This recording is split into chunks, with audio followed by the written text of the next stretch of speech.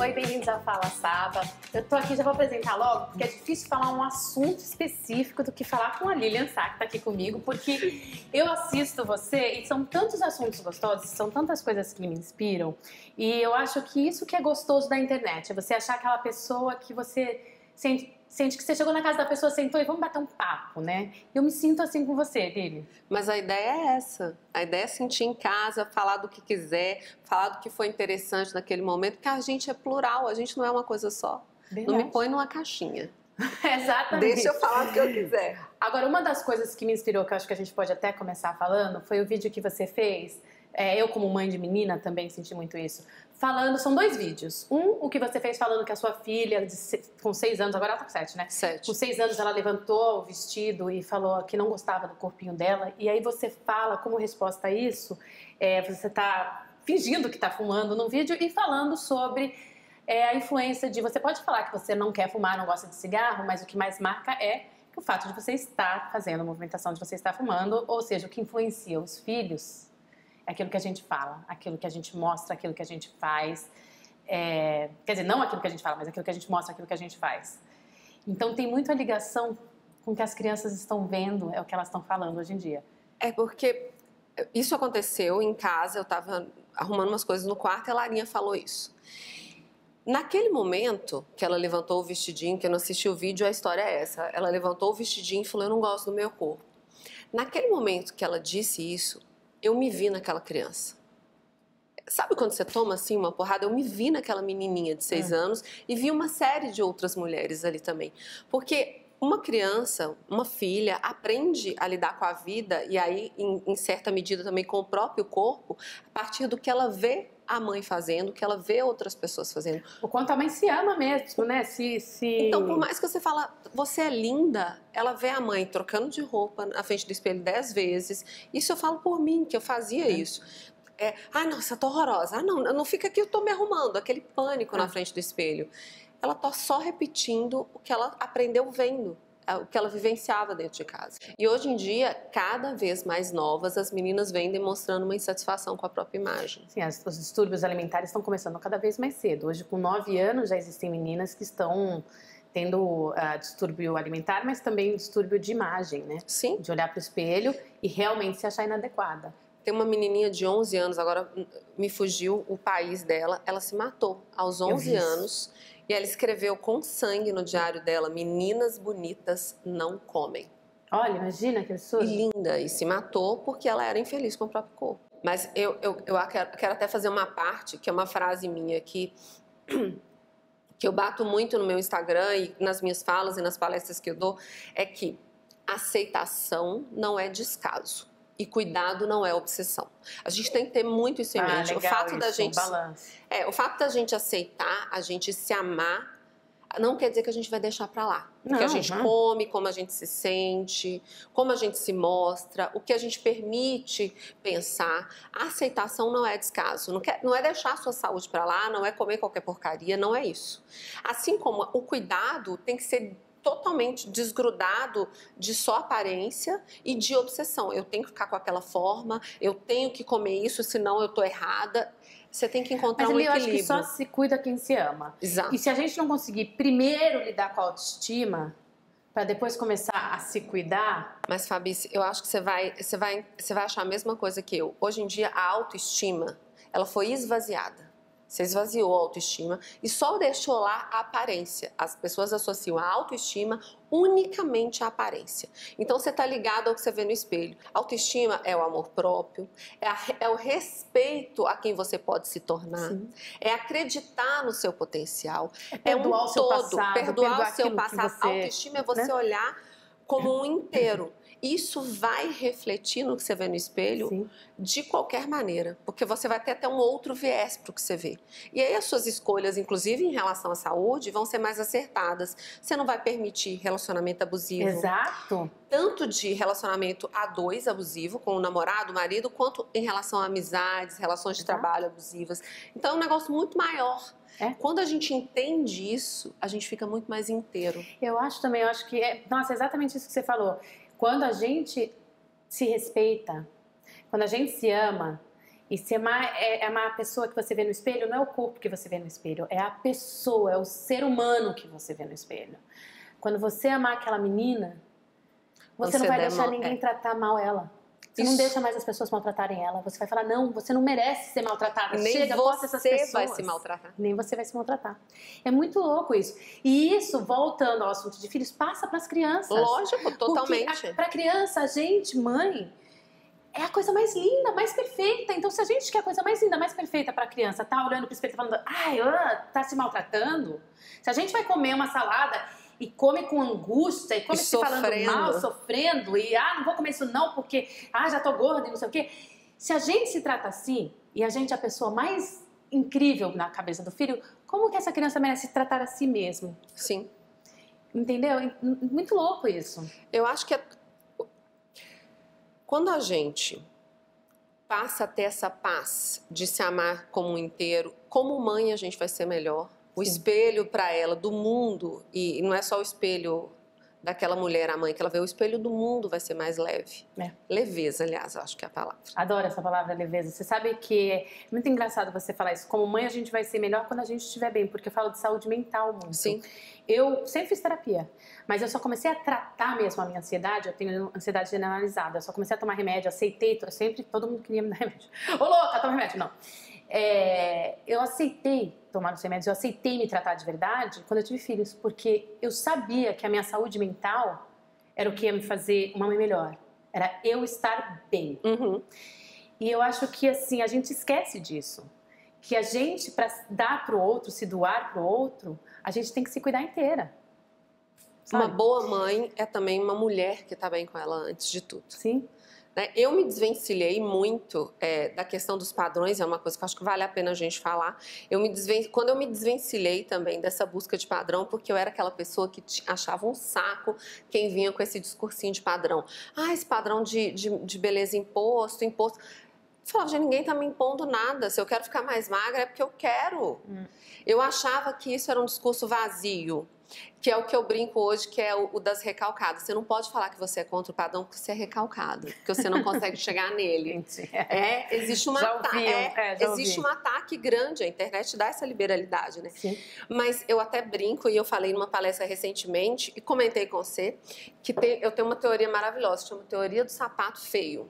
No final, aquela contagem, a gente vai mostrar o sapato. Eu tava aqui em Nova York, em 2015, passei na frente de uma sapataria, eu vi um sapato, chamei o Sandro, meu marido, falei assim, olha esse sapato, que coisa ridícula, eu jamais na minha vida vou usar um sapato desse. Tem um limite para o que esse povo acha que eu vou comprar isso aqui. Pelo amor de Deus, jamais vou usar isso. Voltei pro Brasil, aí fui ao cinema. Antes do filme passa uma propaganda, uma mulher linda, maravilhosa, balançando aquele cabelo aqui, ó, seca, a pele boa, o cabelo balança, gente, que bate um vento, que não embaraça. Ela desce do carro, fluida, e ela estava usando um sapato feio. Mas era uma propaganda de shampoo, eu não prestei atenção, ela estava com um sapato feio. Aí volto para casa, um pouco depois, fui ver um programa de televisão, uma das pessoas que eu mais adoro cozinhando, e ela pela cozinha para lá para cá e falava dos ingredientes e fazia aquele charme para a câmera. Quando filma a roupa dela toda, no pé ela estava com um sapato feio. Ótimo. Passou o tempo, fui pro salão, tô rolando aquela revista lá que mostra as pessoas nos lugares e tal. O look do dia, O look do né? dia. Aí quando eu olho, tá lá, de 10 mulheres, 7 estavam usando sapato feio. Meu amor, em 4 meses eu não tinha nenhum, nem 2, nem 3 sapatos feios. Aquele que eu jurei que eu nunca ia usar. Eu tinha uns 5. Eu fui pra tudo quanto é lugar. Levei sapato feio pra Israel, pra Londres. Ninguém me obrigou. Te enfiar sapato feio na goela, mas sem... Ninguém me obrigou. Ninguém me falou que o sapato feio eu ia me sentir mais bonita, mais moderna, mais inteligente, nada disso. Mas eu passei a gostar. Foi sutil o negócio. Sutil, foi entrando na minha vida e hoje eu adoro. Ai de quem fala que o Oxford, ela vai botar a foto... Eu gosto de apontar, ela vai botar a foto aqui. Mentira, não sei onde que ela vai botar. Mas é o Oxford feminino. Eu uso pra tudo quanto é lugar. Eu queria ter vindo com um aqui, que ia ficar... Tá vendo? Você já legal. Eu tinha que contar, mas eu falava aqui, ó. Tá aqui, eu não faço, gente. Mas é a mesma não gostei do Oxford.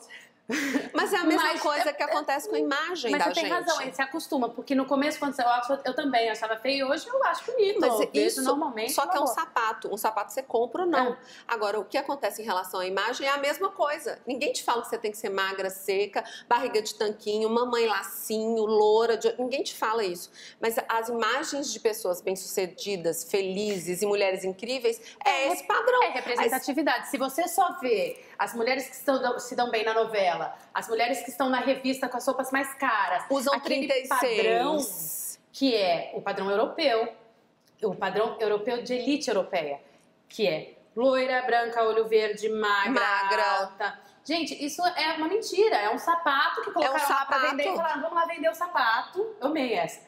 Colocaram na vitrine, o pessoal não achou. E você vai dessensibilizando. Apareceu aqui, apareceu ali, apareceu ali. Ninguém fala nada. Ninguém falou nada. Tá aparecendo. Então, não é que ele é imposto que você é obrigada a ser daquele jeito. Mas você cria uma imagem de que é assim que você vai ser feliz. E ele, como sapato, muda.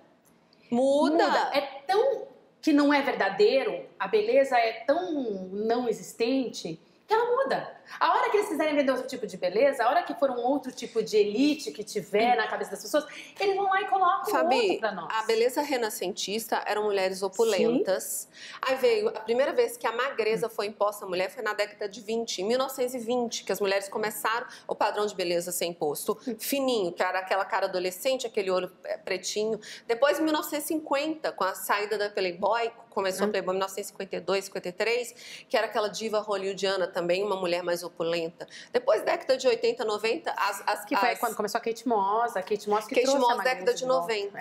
A primeira vez foi em 1920. Antes da Kate Moss, você teve aquelas musas, né?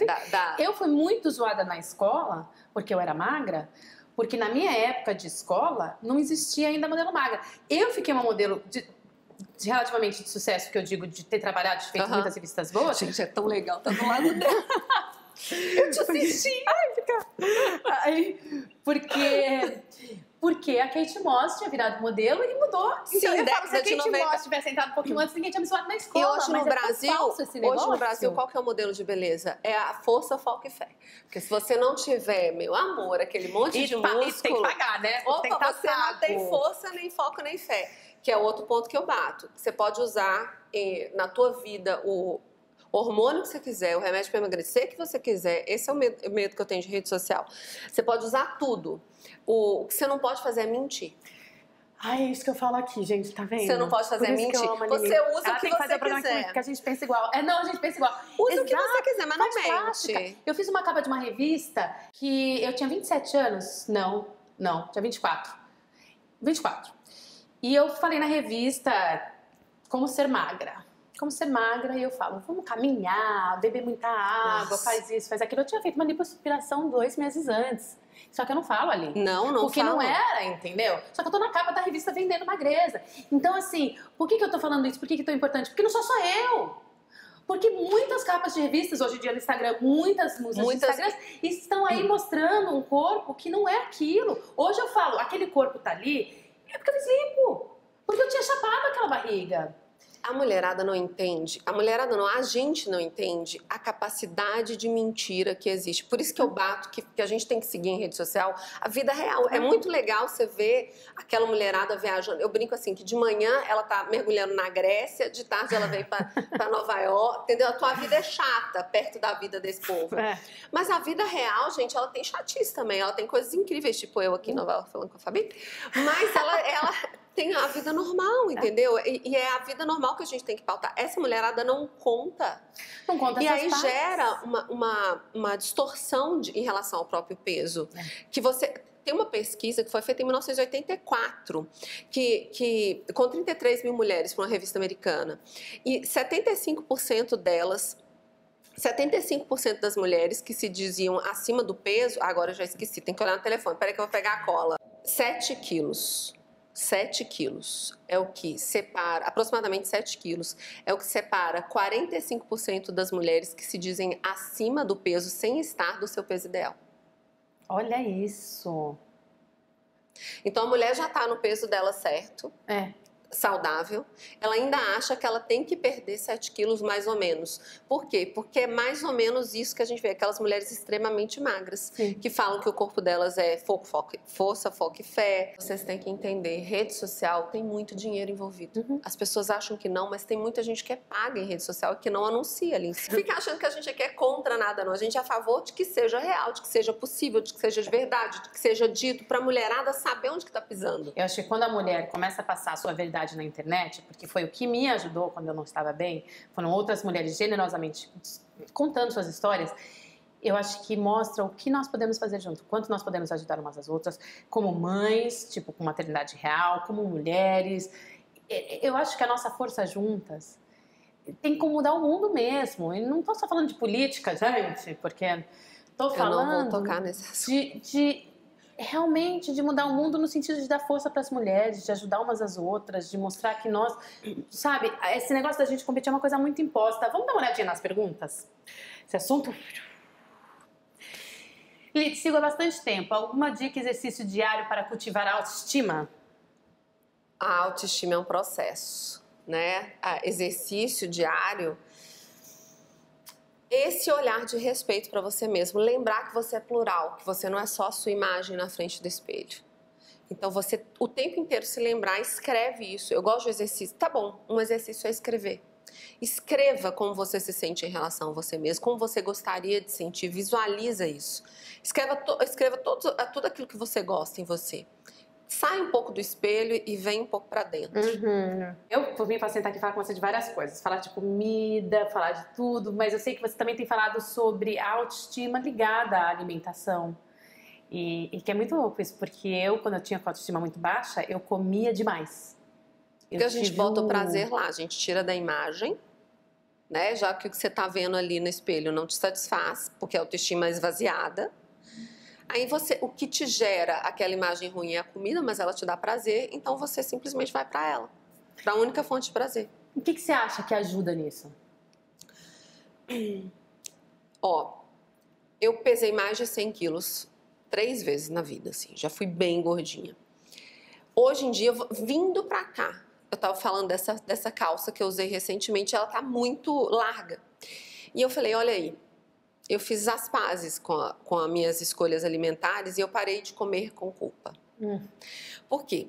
Eu posso falar abertamente, eu faço uma opção de alimentação de comida baseada em comida de verdade, então eu desembrulho menos e descasco mais. É isso. Depois que eu vi você falando isso, nossa, Então você fique ligado, se no teu lixo tem mais embalagem do que casca, alguma coisa você está fazendo errado. Então a minha abordagem em casa é o mais low carb possível nesse sentido, então eu como poucos grãos e tento fazer uma alimentação mais natural. Perdi minha linha de raciocínio. Ele edita? Não edita, vai passar assim mesmo. Não, mas enfim, então, e aí quando eventualmente, igual eu tô aqui viajando, quando eventualmente eu quero comer uma coisa que foge disso, eu paro de comer com culpa aquela coisa. Não que comer com culpa vai fazer ela ter menos caloria, mas quando eu como com culpa, entra aquela assim, já que eu tô comendo isso aqui hoje, já que eu já fiz essa merda aqui, quer saber? Pode falar merda? Pode falar merda. Já que eu fiz essa merda aqui hoje, quer saber? Eu vou passar Aí você desencama, porque você comeu com culpa. Quando eu comia com culpa, às vezes eu comia 10 donuts. É maravilha. A maravilha free tem o quê? Trigo, açúcar e gordura. Né? Maravilhoso, mas faz bem pra alma. Mas eu comi uns 10, porque eu tava ansiosa. Hoje eu como, quando eu tô com vontade, eu vou lá e como um donut. Tem uma outra coisa também que piora, é você achar que você vai fazer perfeito amanhã. A busca do perfeito amanhã. Porque como comer é uma coisa ruim, né? Teoricamente, porque eu fugi daquela minha proposta. Como comer é uma coisa ruim. Hoje eu comi, fiz errado, vou terminar de fazer o errado o resto do dia ou o resto da semana, para quem acha que tem que começar certo na segunda. E aí amanhã, você deixa pro amanhã, porque você precisa ser 100% certo. E 100% certo ninguém é. Ninguém é. Você fala 100% certo. A gente tá aqui conversando, eu nem sei há quanto tempo a gente tá, mas eu quero falar mais só sobre um assunto com você. Diga. Sobre maternidade real mesmo. Tá. Porque uma coisa que eu vejo assim que a gente precisa falar muito é sobre maternidade real. Eu não sei se é um assunto... Eu sei que é um assunto que você já falou e que a gente estava conversando aqui no começo. E é um assunto que eu acho importante falar. Que você, quando você teve neném, você... Pode? Eu não escondo nada de ninguém. Não escondo nada de ninguém, minha vida é um livro aberto. Livro aberto, amor. Você engravidou, você casou. Sim. Foi a mesma história da minha mãe. E você teve, então, um neném que não foi planejado. Não. E ainda assim, com tudo isso, já com a dificuldade, você também teve depressão pós-parto. Foi. A depressão pós-parto é muito mais comum do que a gente imagina. Porque ninguém fala. Mas ninguém fala. E as pessoas vivem essa situação completamente sozinhas. Completamente sozinhas. Mas isso são as mamães lacinho. Eu uso o termo mamãe lacinho. É aquela mamãe que tá sempre feliz e bem arrumada, dizendo que tá tudo muito bem. E não conta o lado B. Não é lado B, gente, é o lado normal da maternidade. É o lado normal. É a falta de sono, é o bebê que não pegou o peito, é o que você não sabe se mamou, é que você tá cansada, é que você olha e fala assim... Tá chorando por quê, Tá né? chorando por quê? Quer devolver? A minha frase de ouro é: quero devolver pra maternidade, mas não tem maternidade pra O devolver. que eu fiz com a minha vida, né? Ai, meu Deus, Meu Deus, e porque agora? Aí você se sente um monstro e culpada porque você tá pensando isso, mas é normal, toda mulher pensa. Então, e sabendo que toda mulher pensa, e isso que eu penso, que a gente tem que falar sobre isso, aí a gente sabe que é normal e que não faz você amar menos seu filho, que não faz você ser uma mãe ruim, que tudo bem, respira, it's okay. Vai Tá tudo bem. passar. Vai passar. É aquela isso também vai passar. Exato. Mas eu acho tão importante falar desse assunto porque essas mães, muitas dessas pessoas, não falam com a própria mãe, não falam com os Ou amigos, são não falam nem julgadas com pela o própria médico. mãe, porque as mães esquecem, as mães da gente esquecem o que elas passaram. Verdade. Né? Verdade. Ou então conta pra mãe e fala: a minha mãe falava, isso aí é porque você gosta de dormir muito. Ah, desculpa, mãe, mas ela falava isso. Porque você gostava de dormir, você é meio preguiçosa. Olha isso, minha mãe falou, você é meio preguiçosa. Tipo, as pessoas não entendem o que a gente tá passando, ou esquecem, como você falou, ou querem também passar, tipo, as pessoas ficam na defensiva e querem dizer que não, que elas eram ótimas mães. Que isso aí é coisa da tua cabeça. Eu comigo gente, não, meu filho foi ótimo, meu filho dormiu a noite toda. Há pouco tempo atrás, né, quando a gente era mais rural, criavam-se os filhos, a gravidez, tudo era em sociedade, era em grupo, era em comunidade. Então, era a vila, né? Essa mulher segurava teu filho, a outra ficava um pouquinho pra você dar uma descansada, a outra, né? A minha mãe sempre falava, quando tinha alguém, minha mãe é da roça, sabe?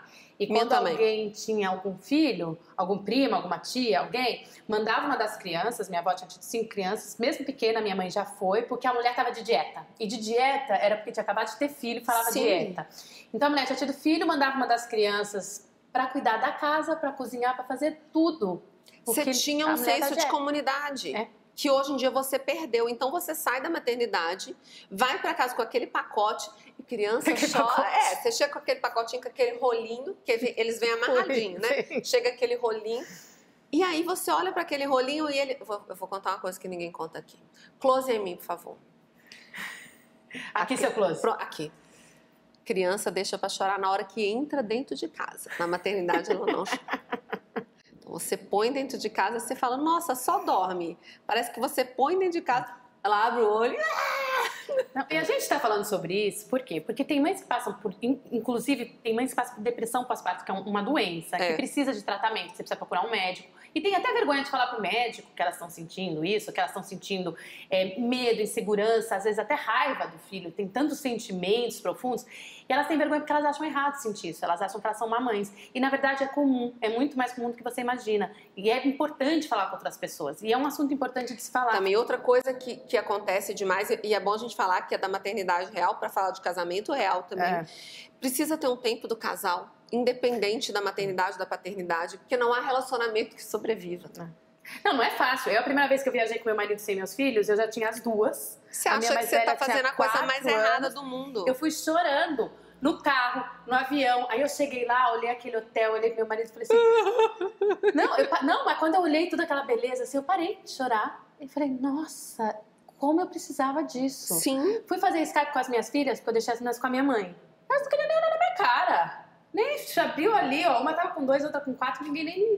Tchau, mãe, entendeu? Tô aqui com a vovó é demais, e você não, porque, né, a vovó é sempre mais legal. E tchau, entendeu? E aí eu fiquei 4 dias e voltei mais paciente com as minhas filhas. Muito melhor. Muito mais legal, porque eu tava de pele boa, né? Fazia tempo que eu tava precisando No caso, eu tô viajando, eu tô aqui em Nova York e eu tô sozinha, os filhos estão lá, com Gigi. minha amiga Gigi Calpe, e eu usei o exemplo dela de sororidade. Olha como é que a gente voltou para o primeiro assunto. Ó, tá vendo? Porque ela é minha amiga, sabe que eu não tenho ninguém. E ela ficou com meus filhos. Ela tem a vida dela também, ela tá trabalhando lá de casa, mas ela tá com os meus filhos, porque ela sabe que eu não tenho sororidade, ninguém. Exatamente. Isso é sororidade. Então, tá vendo como é que se fecha, como é que esse papo que o povo acha que é de feminismo, de padrão, de nhenhen, que acha que é nhenhen, não é? Não é sororidade, gente, é porque a gente precisa uma das outras, sabe por quê? Porque só a gente sabe tudo que a gente passa.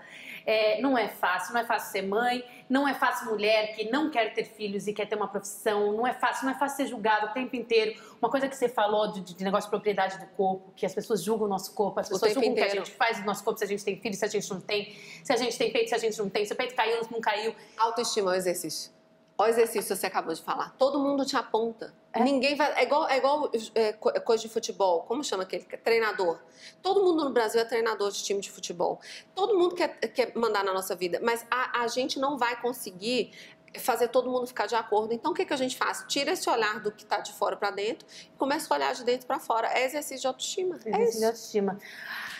Tem que terminar esse papo, eu não queria, porque eu amo a Lili, eu podia falar de 1000 coisas aqui com ela, mas eu vou ter que ir pro Brasil pra ir eu lá na sua cozinha, mas aí tu vai cozinhar pra mim, né? Cozinha. Ou você tem que mudar pra Nova York, aquela que já faz planos. Você muda pra Nova York, aí cozinha aqui, nosso estúdio tem cozinha, né? Não já tô aqui todo dia. Já tá New Yorker, Tô tão fluente. Eu queria muito agradecer a sua presença. E agradecer também tudo que você faz. Eu te sigo e acho que é muito gostoso ter mulheres, ter pessoas na internet que estão mostrando a verdade, que estão mostrando, sabe, que é importante a gente contar nossa história, a gente se abrir, a gente ser de verdade, porque outras mulheres vão se inspirar nisso e elas também vão passar para frente para outras mulheres. E assim em diante a gente vai montando uma rede do bem. É isso aí. Obrigada pela Siga mais que a gente faz bem. Tchau, gente. Obrigada. A gente vai ficando por aqui. Ai, que delícia!